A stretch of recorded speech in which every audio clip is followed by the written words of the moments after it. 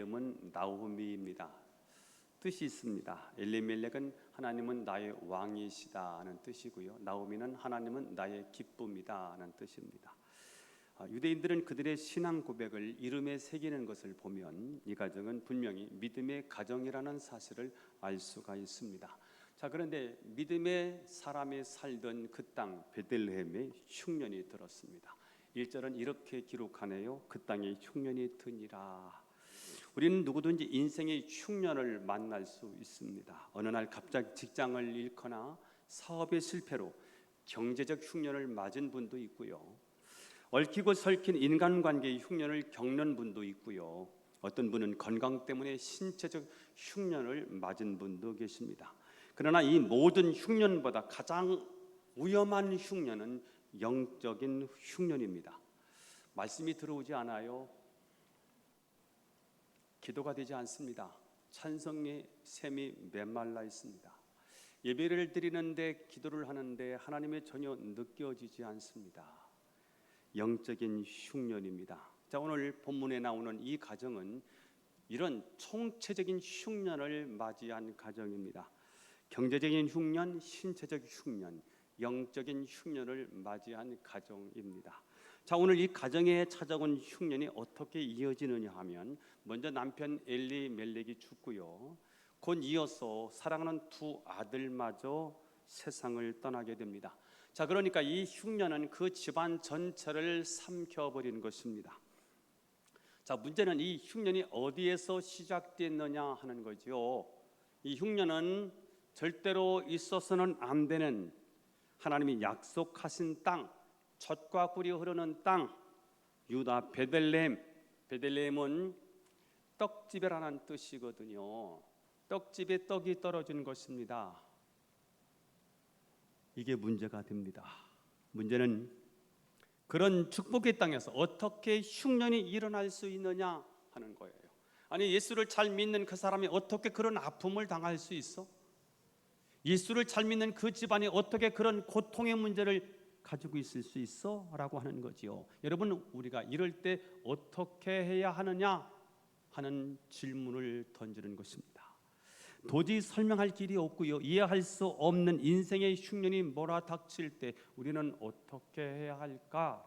이 질문에 대한 대답이 오늘 룻기 말씀에 기록되어 있습니다. 예수 믿으면 이런 어려움, 이런 아픔이 없어야 되는데 예수 믿는 사람에게도 질병이 찾아오고 예수 믿는 사람들에게도 인간관계에 어그러짐이 있고 예수 잘 믿는데도 불구하고 경제적인 흉년이 찾아오고 예수 잘 믿는데도 불구하고 우리 신체적인 육체의 문제, 질병의 문제가 찾아온단 말이죠. 이렇게 얽히고 설킨 여러 가지 인생의 문제가 찾아올 때 우리는 이 흉년을 어떻게 대해야 할까? 이것이 오늘 이 땅에 살고 있는 저와 여러분에게 하나님이 주시는 메시지가 오늘 있다는 거예요. 첫째입니다. 흉년이 찾아올 때 하나님께 그 흉년의 이유를 묻고 그분의 음성에 귀를 기울여야 합니다. 한번 따라서 해보겠습니다. 흉년이 찾아올 때 하나님께 그 흉년의 이유를 묻고 그분의 음성에 귀를 기울여야 한다. 우리는 어떤 사고를 당하거나 어떤 아픔을 만났을 때 이것을 해결해 주십시오 라고 기도합니다. 그러나 여러분, 이런 기도는 예수 안 믿는 사람들도 똑같이 하는 기도입니다. 어려움이 찾아오면 이 어려움만 해결해 주시면 제가 이렇게 하겠습니다, 이런 이야기를 꼭 교회에서만 하는 게 아니에요. 예수 안 믿는 사람도 기도하고 있거든요. 종교를 갖지 않은 사람도 어려움을 만나면 아이고 하나님 이렇게 찾으면서 이 문제를 해결해 주십시오 라고 기도하거든요. 그러나 우리 그리스도인들은 그런 저등 종교의 신앙생활에서 벗어나서 진짜 하나님의 사람으로 하나님의 복을 받기를 원한다면 어려움이 찾아올 때, 고통이 찾아올 때, 인생의 흉년이 찾아올 때 우리는 기도하기 전에 그렇게 문제를 해결해 주십시오라고 기도하기 전에 하나님, 내게 이 아픔이 왜 찾아왔습니까? 이 고통을 통해서 제게 무슨 말씀을 하시려는 것입니까? 라고 하나님께 물어야 된다는 거예요. 젖과 꿀이 흐르는 땅이에요. 하나님이 약속하신 땅이에요. 축복의 땅이에요. 하나님이 약속하신 유대 땅 베들레헴 땅입니다. 베들레헴은 떡집이에요. 떡이 풍성한 집이어야 되는 거예요. 자, 그런데 그 땅이 흉년이 들었다면 엘리멜렉은 어떻게 했어야 될까? 아니, 예수 믿는 저와 여러분은 어떻게 해야 할까 하는 것입니다. 하나님, 어떻게 떡집에 떡이 떨어진단 말입니까? 라고 하나님 앞에 나가 씨름하면서 그 고통을 통해 하나님이 내게 무슨 말씀을 주시기를 원하시는지를 깊이 묵상해야 한다는 거예요. 그런데 엘리멜렉은 그게 싫어서 도망쳐 버렸습니다. 하나님께 물어야 되는 거지요. 그게 싫어요. 하나님께 기도하는 일이 피곤한 일이에요. 문제가 있으면 기도해야 되는 것은 아는데 시간을 내는 일이 귀찮아요. 기도가 내 기도하는 그 시간, 그때가 가장 즐겁다. 여러분, 기도가 즐거웠으면 좋겠어요. 기도가 매일매일 나의 기쁨이 되었으면 좋겠어요. 그러나 기도하면 여러분, 기도하면서 여러분이 알게 되는 게 뭐예요? 기도가 늘 즐거움인가요? 기도가 늘 기쁨인가요? 기도 속에 늘 행복함이 있던가요? 기도는 때로는 땀을 흘려야 되고 고통의 대가를 지불해야 되고 애를 써서 몸부림치며 하나님께 나가는 이 사망의 골짜기를 통과해야 될 때도 있단 말이에요. 그게 싫어서, 그런 인생의 망가짐이 싫었어. 우리는 기도하면 되는데, 하나님 물으면 되는데 묻지 않고 그냥 쉬운 길을 택해서 도피라는 결정을 해버린다는 거예요. 이것이 바로 오늘 비극의 시작이었다는 것입니다. 전도서 7장 14절에 이렇게 되어 있네요. 시작.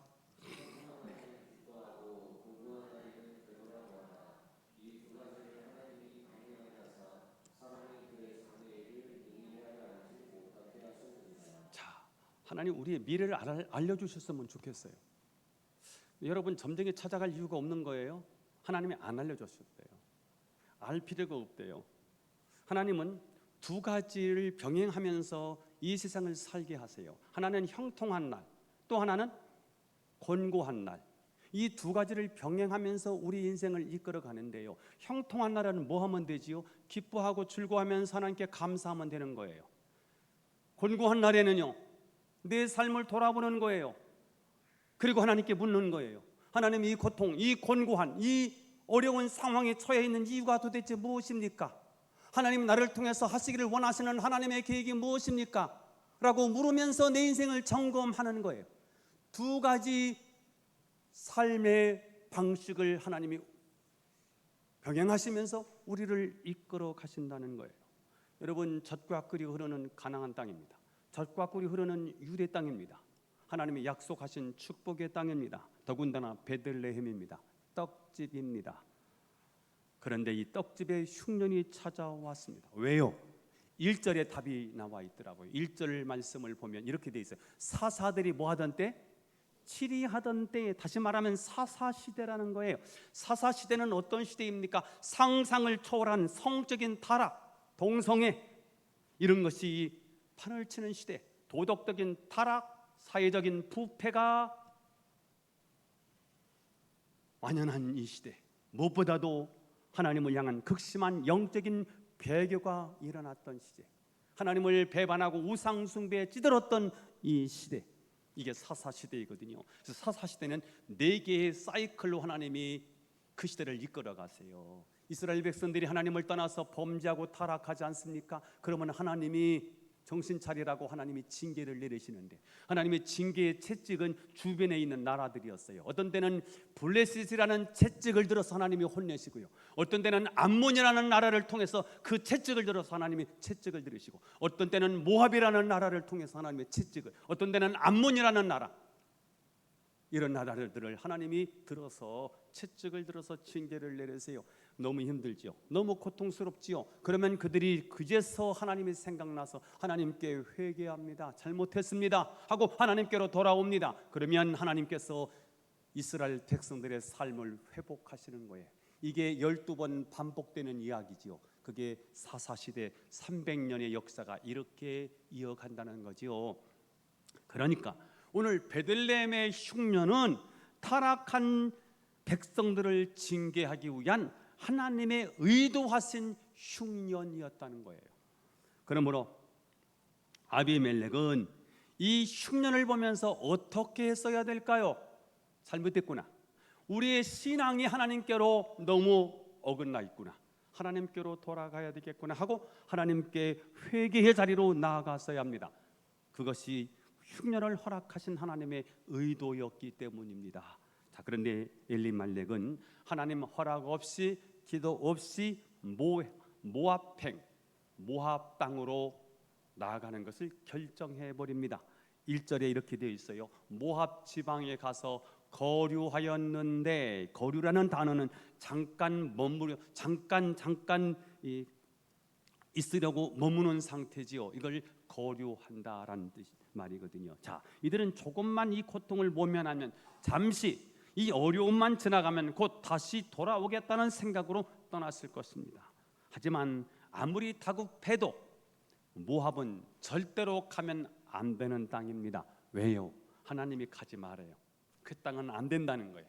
그곳에 가지 말라고 하나님이 명하셨기 때문이고요. 또한 모압 사람들은 어떤 사람들이었습니까? 하나님을 대적하고 우상 숭배를 하는 사람들이었습니다.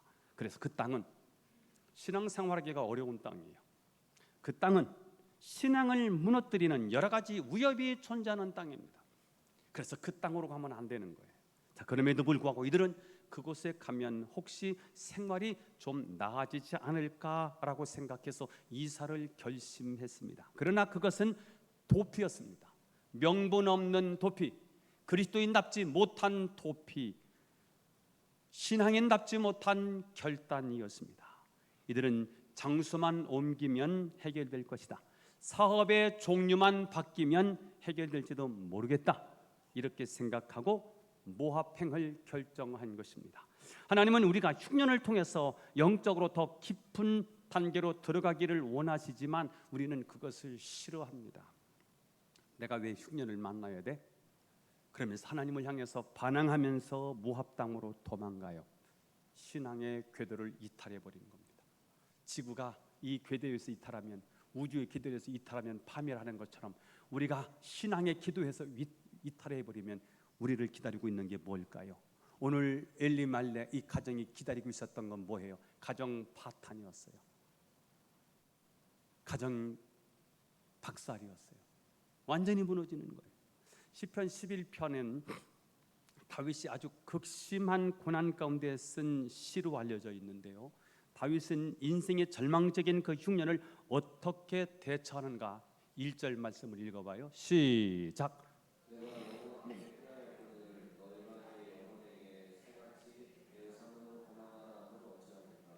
자, 인생이 고난을 만나면 두 갈래로 길이 펼쳐지는데요. 하나는 다윗이 선택한 길, 여호와께 피하는 길이고요.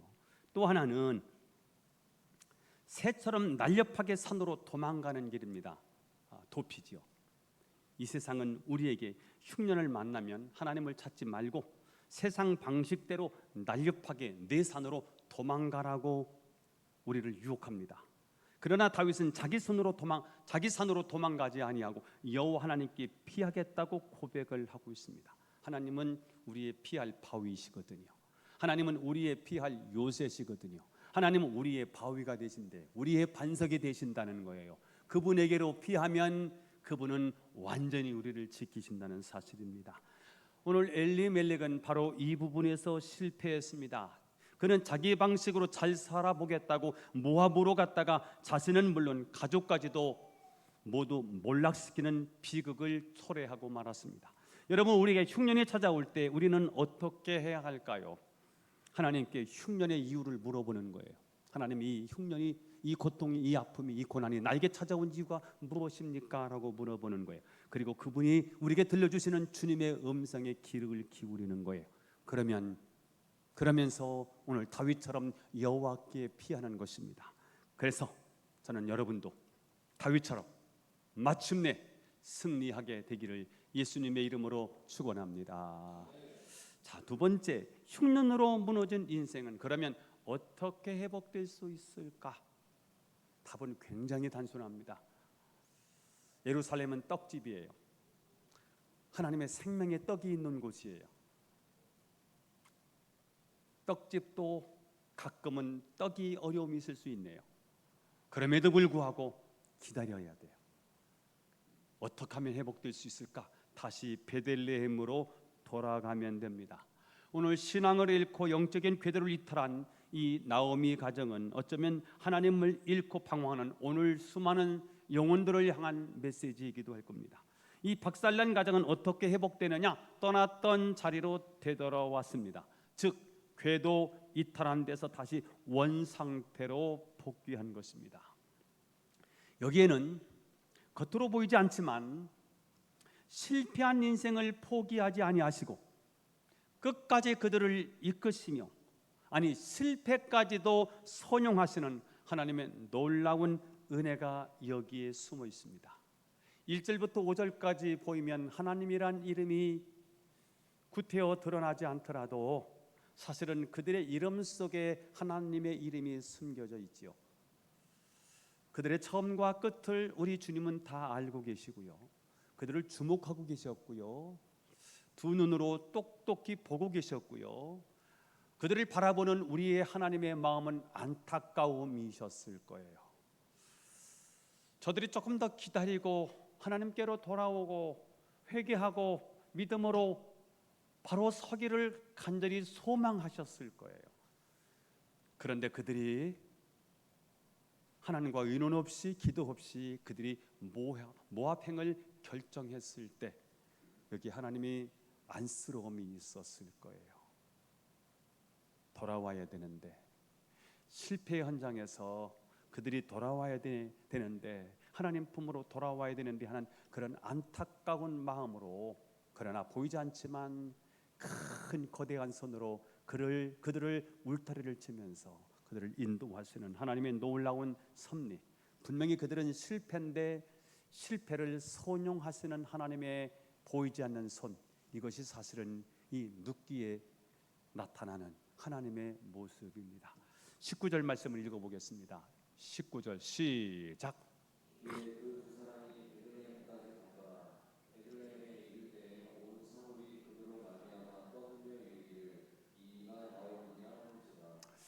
내가 PPT 자료를 이제 빨간 글씨를 딱딱 쳐놨는데 그게 다 빠졌어요. 일부 예배도 그렇던데 여기 베들레헴이라고 제가 빨간 줄로 쳤거든요. 그거 일부러 다 친 건데 이쁘게 하느라고 다 빼는가 봐요. 늦었어.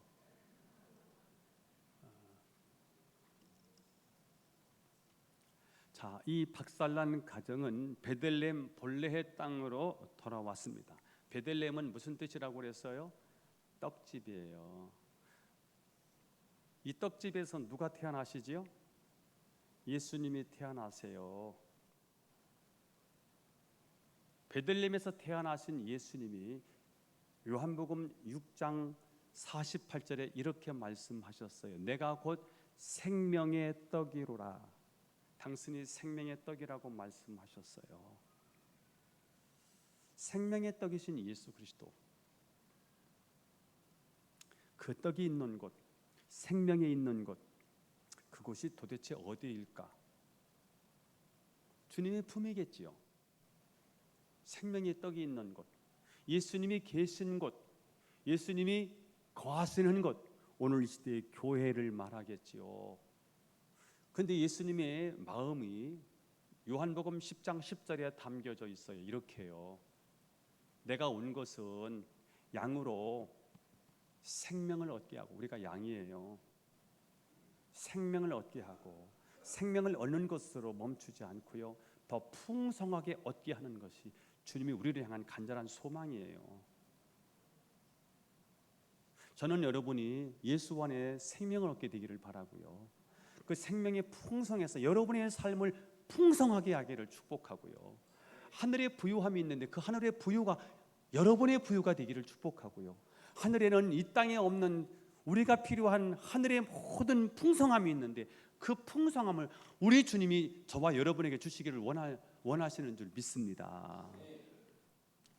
여러분에게 한번 물어요. 영적인 베들레헴인 우리의 심령은 지금 어떤 상태일까? 영적인 빵이 풍성하게 공급되고 있는가? 아니면 빵집이란 이름만 걸어놓고 폐점 휴업 상태는 혹시 아닌가? 크리스찬 이름은 걸고 다니지만 세상 사람들과 전혀 다르지 않는 영적 궁핍함에 여전히 시달리고 있는 것은 아닌가? 여러분의 가정은 어떻습니까? 장로의 가정이에요? 권사의 가정이에요? 아니 3대째, 4대째 예수를 믿는 가정이에요? 대문에 교회가 걸려져 있어요. 그런데 혹시 여러분의 가정이 빵이 없는 빵집은 아닌가? 한번 생각해 보자는 거예요. 여러분의 자녀들에게 진짜 예수의 생명이 있나요? 빵집의 자녀들이 빵이 정말 있나요? 예수의 생명이, 예수의 구원이 정말 있나요? 굉장히 중요한 얘기 아닐까요? 여러분 천국을 믿으시나요? 내가 천국 간다는 사실도 믿으십니까? 그러면 예수를 안 믿으면 지옥 간다는 사실도 아시나요? 이건 아멘이 안 되네. 이게 사실이잖아요. 예수를 믿어야 되는 거잖아요. 착해서 구원받는 게 아니고, 바르게 살아서 구원받는 게 아니고, 구제를 많이 해서 내가 천국 가는 게 아니라, 내 공로 아니라, 내 힘이 아니라, 내 지식, 내 수행이 아니라 예수님이 흘리신 존귀한 보혈을 우리가 의지하고 우리가 구원받고 하나님의 자녀가 되는 거잖아요. 그러면 이 풍성한 하늘의 양식을 공급하는 것이 어디입니까? 교회지요. 교회 오시면 하늘의 풍성한 떡을 먹을 수 있는 것이지 않습니까? 저는 오늘 여러분이 하나님의 양식, 하나님의 떡, 생명의 양식이 공급되는 시간이 되기를 축복하고요. 이 떡이 여러분에게도 생명이지만 여러분의 자녀들에게도 생명이 될 수 있기를 축복합니다.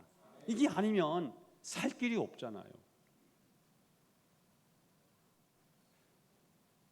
믿음의 결국은 영혼 구원이라는 거잖아요. 천국 가는 거잖아요. 이거보다 더 중요한 일이 어디 있어요? 없어요. 인생 살아와 보니 제가 이제 60이 넘었어요. 이제 목회 얼마 남지 않았어요. 10년 안 남았으니까. 돌아봤어요. 한 30년 이상 제가 목회를 했는데요. 옛날에 목적이 뭐였냐면 교회 이 사이즈였어요. 근데 요즘은요, 사이즈가 크면 다 구원받을까?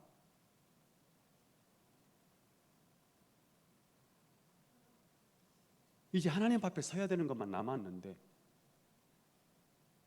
도대체 뭐 하자는 건가? 이 땅에서 잘 먹고 잘 사는 게 우리의 목적인가? 아니잖아요. 천국 가는 거고요. 천국에서 영원히 사는 거고요. 천국에서 하나님이 주시는 영생 복락과 함께 하나님의 주시는 상급, 멸관을 받아 누리려고 하는 거지 않습니까? 거기에 목표를 두고 사는 거잖아요. 그래서 베들레헴은 오늘 이 시대의 빵집이고요. 빵집은 교회라고 생각한다면 교회 오셔서 여러분 꼴을 얻으셔야 돼요. 생명의 양식을 얻으셔야 되고요. 그리고 배부르셔야 되고요. 풍성하셔야 된다는 거예요. 여러분의 가정을 한번 보시라니까요. 이제 다 컸는데 말 지겹게 안 들어요. 자녀들 진작하지 그랬어요. 이제 후회해도 애들이 말을 안 들어.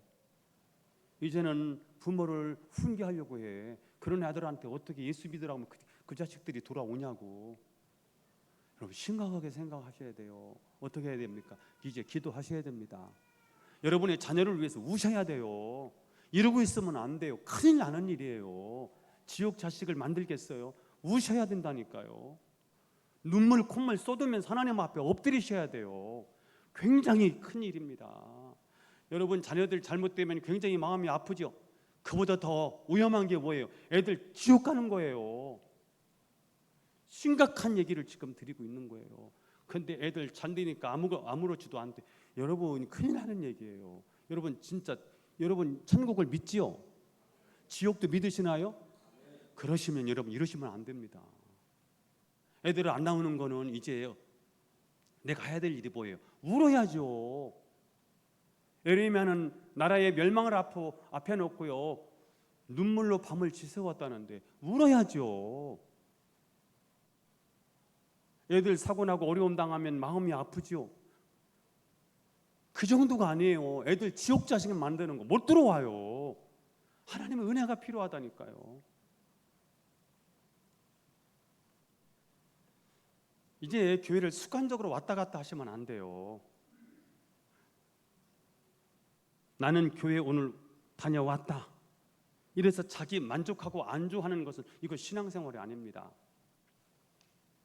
저는 여러분이 본래 신앙의 땅 베들레헴으로 완전히 돌아와서 주님이 주시는 그 생명과 풍성함을 맛보고 누리고 기뻐하는 진정한 신앙생활을 할 수 있기를 예수님의 이름으로 축원합니다.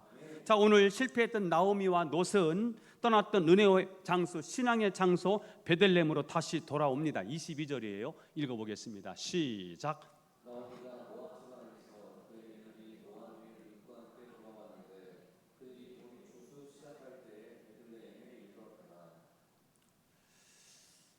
고향에 돌아오자마자 그들을 기다리고 있던 전경은요 황금빛 풍년이었습니다. 모든 곡식 익어서 다 머리를 숙이고 있어요. 예비한 축복이에요. 여호와 이레예요. 고통을 회피하지 않고요 신앙인답게 그 고통을 직면하고 회개하면, 그래서 하나님께로 돌아왔더니 하나님께서 그들에게 풍성한 은혜를 베풀어 주셨다는 거예요. 그렇습니다. 돌아왔더니 뭐예요? 풍년이에요. 돌아왔더니 새로운 날인 거예요. 이게 회개의 축복입니다. 돌아온 자가 누릴 축복이거든요. 여러분, 우리에게는 늘 실패에 노출되어 있습니다. 조금만 방심하면 사탄은 가만 내버려 두지 않아요. 우리 신앙을 어그러뜨려요. 무너뜨려요. 우리의 삶도 마찬가지예요. 한순간에 우리의 삶이요 그냥 무너질 수 있어요. 세우는 건 어려운데요 무너진 것을 다시 회복하는 일은 정말 어려운 일이죠. 실패하면 공허해요. 텅 빈 인생이 돼버리고 말아요. 그러나 그 실패를 잘 극복하면 성공한 인생이 될 수 있습니다. 여러분, 흉년을 만나셨나요? 사건, 사고, 문제, 아픔, 고통이 찾아왔나요? 하나님께 나가셔서 이 흉년의 이유를 물으셔야 돼요. 하나님, 이 사고를 왜 만났습니까? 이 고통을 왜 찾아왔습니까? 하나님께 물으셔야 돼요. 그럼 하나님의 음성이 들려올 거예요. 뭐라고요? 원래로 돌아가, 신앙으로 돌아가, 하나님 품으로 돌아가라, 이렇게 말씀하실 거예요. 그러면 돌아가기만 하면 거기는 뭐가 있어요? 생명이 있어요. 풍성함이 있다고요. 믿으세요. 저는 여러분이 오늘 눕기 말씀을 좀 나눠볼 거거든요. 오늘은 1절부터 5절인데요 실패해서 회복으로 나아가는 이야기예요. 눕기 말씀을 나누면서 저는 텅 빈 인생이 있다면, 실패한 인생이 있다면, 회복이 필요한 인생이 있다면 이 눕기를 진행하면서 여러분의 인생이 완전히 터닝 포인트, 회복의 역사가 있기를 주 예수님의 이름으로 축원합니다. 자, 나오셔서 찬양하겠습니다. 인생길 험하고 마음 지쳐, 이 찬양인데요 가사를 띄워 보시면 좋겠어요. 이 찬양이 우리 많이 불렀던 찬양인데요 가사, 인생길 험하고 마음 지쳐 살아갈 용기 없어질 때 너 홀로 앉아서 낙심치 말고 예수님 품으로 나오시오.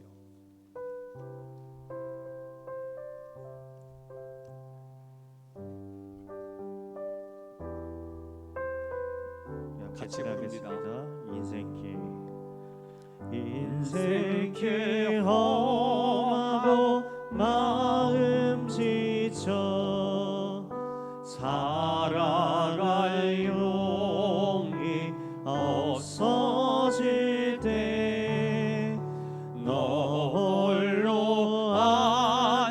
앞서 낙심치 말고 예수님 품으로 나오시오. 예수님은 나의 생명, 믿음, 소망, 사랑 되시니 십자가 보혈 자비의 손길로 상처 입은 너를 고치시리. 평생의 모든 허물어져 세상의 진흙 다 떠날 때 어둠에 앉아서 울지만 말고 예수님 품으로 나오시오. 예수님은 나의 생명, 믿음, 소망, 사랑 되시니 십자가 보혈 자비의 손길로 상처 입은 너를 고치시리. 어두운 밤 지나면 새날 오고 겨울이 가면 봄이 오듯 이 세상 슬픔이 지나고 나면 황량한 새날이 다가오네. 예수님은 나의 생명, 믿음, 소망, 사랑 되시니 십자가 보혈 자비의 손길로 상처 입은 너를 고치시리. 자, 오늘 말씀을 기억하면서 두 가지 기도 제목이에요. 흉년이 올 때 이유를 묻고 주의 음성에 순종하게 하소서. 신앙을 떠남으로 무너진 삶을 돌아옴으로 회복되게 하옵소서. 두 가지 기도 제목 붙잡고 기도합니다. 하나님 아버지, 오늘도 우리에게 귀한 말씀을 주심을 감사합니다. 이 말씀 붙잡고 우리가 통성으로 기도할 때 하나님 우리의 간구를 들으시고 하나님 우리의 간절한 소망이 주 안에서 이루어지게 하옵소서. 흉년이 올 때 그 이유를 묻게 하옵소서. 주의 음성에 하나님 듣고 순종하게 해 주옵소서. 신앙을 떠남으로 무너진 삶을 어떻게 회복할 수 있을까요? 돌아옴으로 회복되는 줄로 믿습니다. 돌아오게 하여 주시옵소서. 하나님 아버지, 신앙의 현장으로 돌아오게 하옵소서. 오늘 주신 말씀을 아멘으로 받습니다. 우리 인생이 흉년이 찾아올 때 그냥 해결해 주옵소서라고 기도하기보다 먼저 그 흉년의 이유를 묻게 하옵소서. 그리고 주님이 들려주시는 음성 듣고 그 음성에 순종하게 하옵소서. 신앙으로 떠남으로 무너졌던 우리의 신앙, 우리의 삶을 하나님 우리가 어떻게 회복할 수 있을까? 신앙으로 돌아오면, 하나님 품으로 돌아오면 하나님이 회복해 주신다는 사실을 믿습니다. 하나님 무너진 삶을 주여 회복되게 하옵소서. 공수로 나오지 아니하고 예물을 바쳐 하나님께 올려드립니다. 주여, 주께서 베푸신 풍성한 사랑에 감사하여 이 시간 예물을 들고 하나님께 올려드리오니 하나님 받아주옵소서. 우리가 드리는 이 예물이 홀로 하나이신 하나님께 영광이 되게 하시고 주님의 나라를 위하여 복되게 사용되도록 주여 축복하여 주옵소서. 저들이 하는 일 경영 하나님 앞서 행하시고 복의 복을 더하여 주옵소서. 형통하게 하옵소서. 축복하며 예수님의 이름으로 기도하옵나이다. 아멘.